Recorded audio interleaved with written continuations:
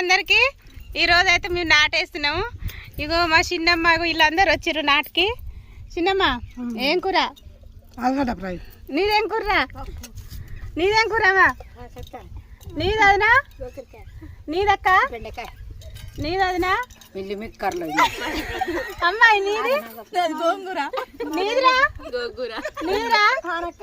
ఆనక్కాయ. నీది వదినా?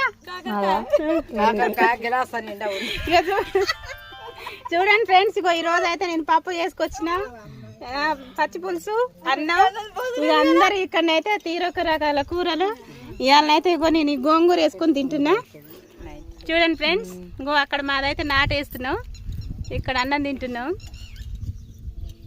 అందరు హాయ్ చెప్పి. బాయ్.